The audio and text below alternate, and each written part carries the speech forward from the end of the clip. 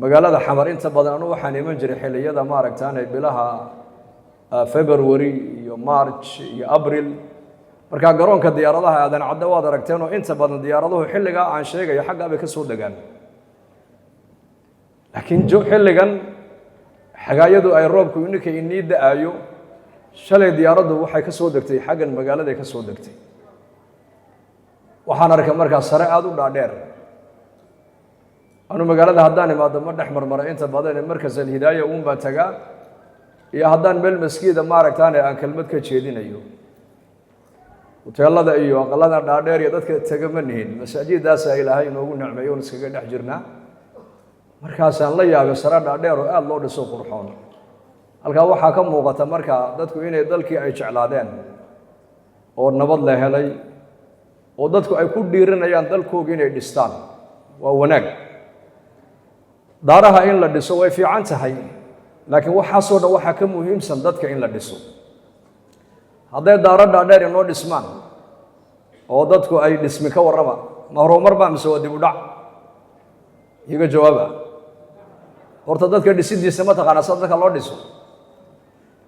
nebi maxamed calayhi salaatu wasalaam markii adduunka la keenay diamond iyo dahab iyo betrol iyo waxaan adduunka maanta khayraad yaalle muslimiinta wax laga siiye loo soo saaray cahdigii nebigeenna khayrkan dhulka uu ku jiro uu ka buuxay ilaahayna waa u sheegay walaakiin nebigu xagga uma jeesan kama fikirin inuu dadka sare dhaadheer u dhiso waxa uu ka bilaabay risaaladiisa dadka inuu hagaajiyo oo dadka maxaa lagu hagaajiyaa dadka waxaa la baraa horta ilaahay baa la baraa aakhirada ayaa la baraa islaamnimada macaankeedaa la baraa muslimku muslimka kale walaalkii inuu yahay baa la baraa dadna markaa dadkii markay dhismeen waxay dadku ka dhismeen ammaanuu qofkii muslimka yeeshay cadaalad buu yeeshay naxariis buu yeeshay waata hadda halkan aan u joogno kulligeen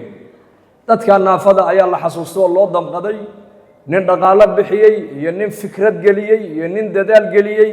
waanakaa ka farxinay waa 6 qoys waxaan halkaa aan kulligeen iskugu imanay ka farxinayno soo wax ilaahay ku farxaya soo ma ahayn markaad qof walaalka muslim aad ka farxiso sidaasoo kale dadkana waxa lagu dhisaa waa naxariis qofku waa inuu naxariis yeesho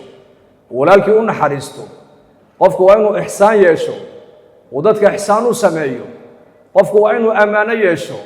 oo wixii ummad loogu dhiibo haddii ummad loogu dhiibo iyo haddii qoys loogu dhiibaba wixii loo dhiibo waa inuu ilaahay kaga cabsoodo u yidhahdo war waxan ilaahay baa kugu arkaayo maalinka qiyaamaha waa lagu weydiin waqifuuhum innahum mas'uuluuna baa la odhan doonaa war joojiya kuwan maalinka qiyaamaha waa la weydiin doonaaye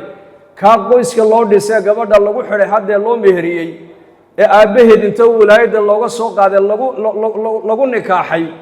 gabadha mas-uuliyad baa ka saaran qiyaamaha waa la weydiin kadaalika mas-uuliyaddu intay doonay ha leekaato min qoys ka soo bilaab ilaa ummad meel degan cidda ka mas-uul noqota maalinka qiyaamaha qof walba waa la su'aalayo ilaahay baa odhan doona joojiye waa la weydiin doonaaye marka qofku waa inuu ammaano yeesho qofka muslimku waa inuu ahaado qof run sheego ah qof ballan ilaaliye ah oo nabigeenu calayhi salaatu wasalaam waa kii lahaa ninkii jecel in naar laga badbaadiyo janno la geliyo ninkii jecelow ajashu ha kuu timaada buu nebigu yidhi adiga oo ilaahay rumaysan oo ilaahay wanaag ka rajaynaya oo ilaahay khayr ka malaysanaya ajashu ha kuu timaado dadkana ha ula yimaada buu nebigu yidhi waxa isaga uu jecel yahay dadku inay ula yimaadaan ninka jecel buu nebigu yidhi qofkii jecel inuu naar ka badbaado jannana uu galo ajashu ha uu timaado asagoo ilaahay khayr ka malaysanaya isagoo ilaahay xidhiidh la leh oo ilaahay ka baqaaya oo cibaadada ilaahay ku dadaalaya oo xadhigga ilaahay haysta dadka kalena ha ula yimaada buu nebigu yidhi waxa uu jecel yahay asaga in loola yimaado dadka maxaad jeceshahay inay kuula yimaadaan dadku inay run kugula dhaqmaan baad jeceshahay adiguna ummadda run kula dhaqan dadku ballanta inay ku ilaaliyaan baad jeceshahay adiguna ummadda ballanta u ilaali dadku ammaano inay kugula dhaqmaan baad rabtaa adiguna ummadda ammaano kula dhaqan dadku inay ixsaan ku sameeyaan ayaad rabtaa adiguna ummadda ixsaan u samee dadku inay ku naxariistaan baad rabtaa adiguna ummadda u naxariiso dadku inay ku dulqaataan baad rabtaa adiguna ummadda u dulqaado waxaad adigu aad jeceshahay dadku inay kuula yimaadaan buu nebigu yidhi adigana dadka ula kaali buu rasuulku yidhi calayhi salaatu wasalaam asi markaa dadka dhisku waxa weeyaan waa shayga ugu muhiimsan nin qoraaya ayaa inankiisii ilmihiisii yaraabaa markaa ku ciyaaray wuxuu is yiri markaa ilmahan iska mashquuli oo wuxuu kaaga mashquulo u samee khariidad halkan taalla map oo adduunku ku qoran yahay wadannada qaaradaha oo dhan ay ku wada qoran yihiin ayuu intuu soo qaaday buu ninkii intuu jeexjeexay buu ilmihiisa u dhiibo wuxuu ku yidhi aabbo oradoo qolkaa la galo haddaad warqaddaa sideedii ku soo celisid intaasoo lacagaan ku siin waa ilmo yar aad uma weyno markiiba intuu la galay buu soo qaatay bahalkan alcoholka la scotch intuu soo qaatay ayuu sideedii ku soo celiyo uu u keenay markiiba aabbihii waa wuxuu islahaa odaygu ilmahan 2 saac oo dhan ha kaaga mashquulo ayuu 5 daqiiqo ugu keenay wax ka yar wuxuu yiri ma hooyaadu la tagto kuu sheegtay maabkii buu eegay waa isku toosan yihiin wadannadii Soomaaliya iyo Itoobiya iyo Kenya sideediiba u tahay war ma walaashabaad ula tagtay maya aniga sameeyay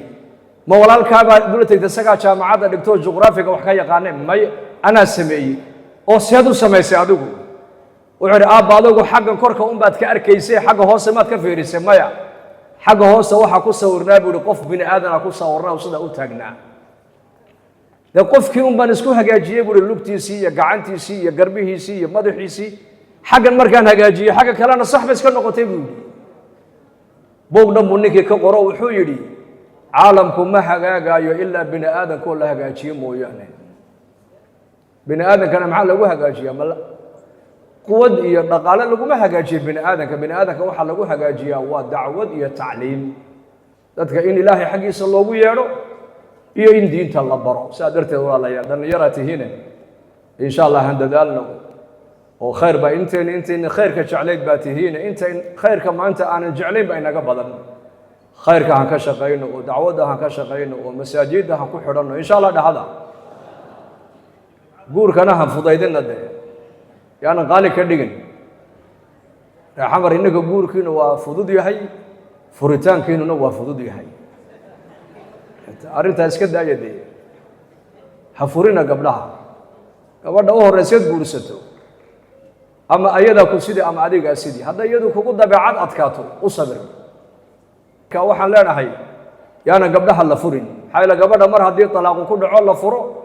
ayaduna waxa isku aragtaa marka inay khasaartay moral jabi waxba cishan meesha hadii toole marka ha loo sabro ama adigu sid ama ayadu ha ku sido ama adiga dabeecad xun ayada ku sabri ama iyada xagga dabeecada ka aradano adiga u sabri laakiin furiinka insha Allah ta'ala han yarayno soo diyaar manihin insha Allah allahna nagu anfaco sallallahu ala nabiyina muhammad